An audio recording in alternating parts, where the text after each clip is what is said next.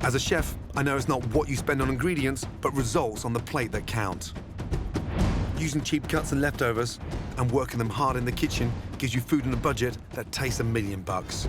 First up, my flavour-packed lamb with fried bread. Whether I'm cooking high-end dishes or rustic dishes, trust me, it all has to be impressive. So this lamb dish proves that you don't have to spend a fortune to create delicious food.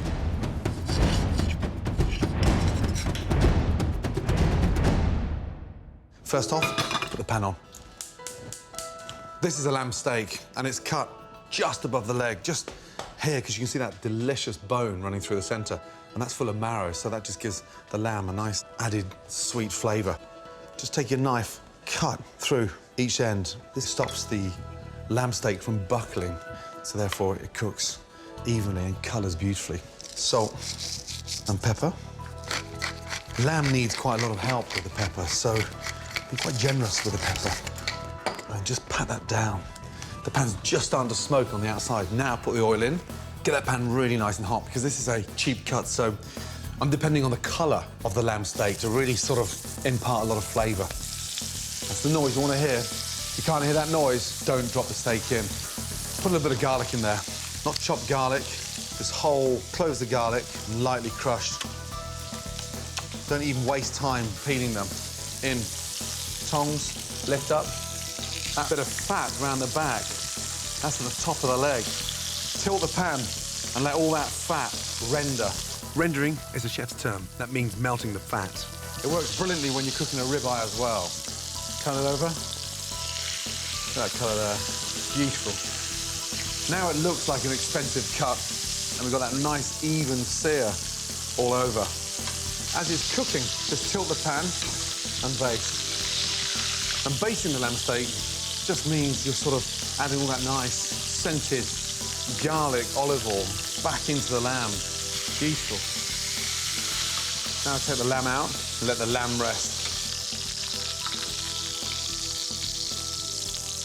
Beautiful.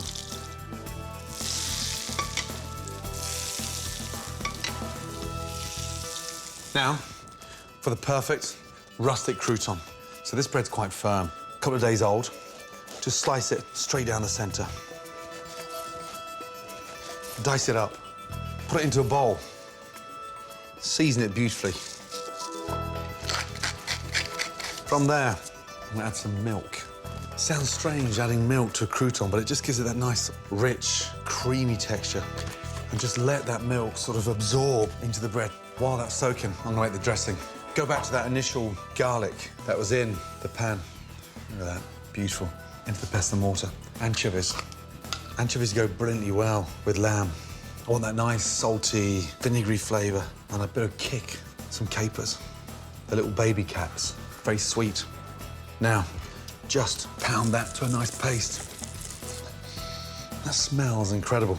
Next, some Dijon mustard. A nice teaspoon and a half in. A little bit of red wine vinegar, 2 tablespoons, and then our extra virgin olive oil. Now, it's got that heat in there, got that nice roasted garlic, a real hearty, chunky vinaigrette that sort of seeps into that lamb. Some fresh parsley. Crunch up the parsley. Delicious flavour. Parsley in. Nice. Now, get your pan hot for the croutons. Olive oil in the pan. Grab the croutons and squeeze all that excess milk out.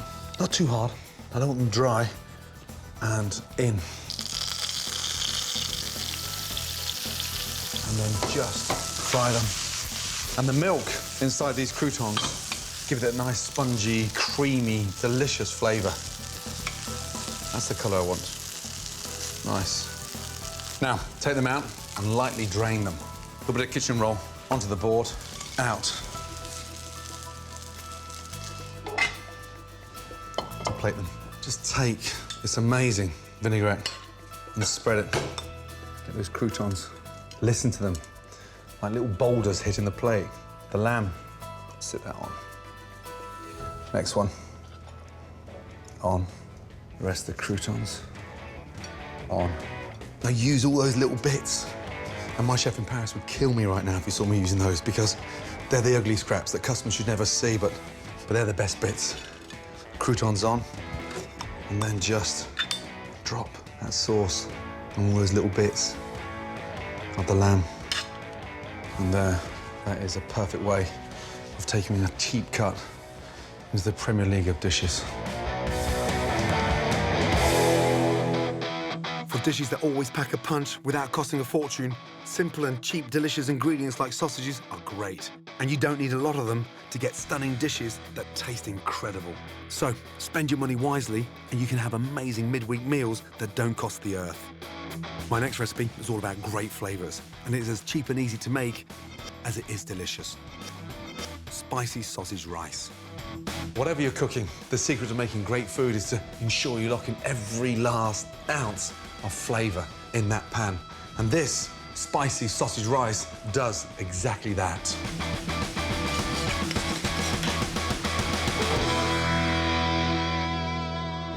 Take these spicy sausages and pierce that skin, because I want all that delicious, spicy sausage meat out of its casing.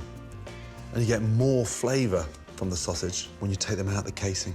Sausage is ready. Turn on the gas.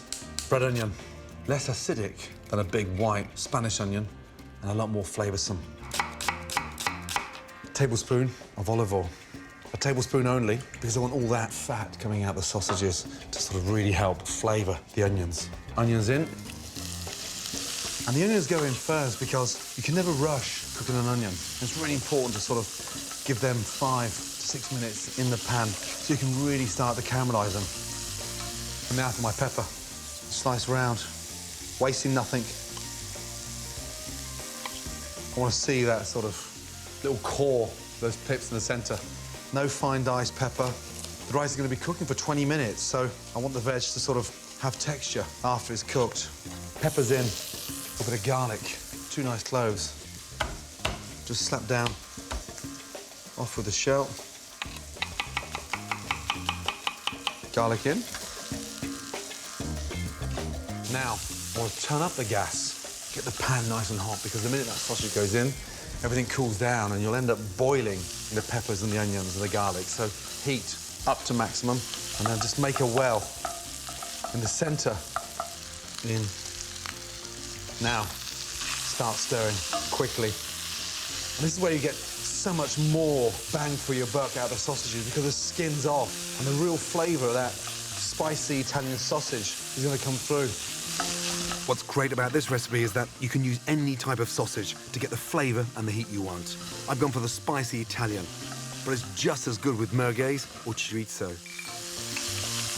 A teaspoon paprika in, give it that really nice smoky flavour. Rice in, and we're going to sort of basically sear the rice. We call it, in the kitchen, blasting the rice, where we sort of saute the rice for 30 seconds, and it takes on all that flavour. Next, white wine. So the wine sort of deglazes the pan and washes all that flavour from the bottom of the pan into the rice. Stock in, bring it up to the boil, turn it down and let it simmer. Double stock to rice. Turn that gas down and let it simmer. So 12 to 15 minutes. And just give it the occasional stir. Keep an eye on it. Now, get ready to finish it. Slice spring onions, dice sweet juicy tomatoes, and roughly chop earthy flat leaf parsley. Spring onions in, tomatoes in, off with the gas. Really important, otherwise everything becomes overcooked.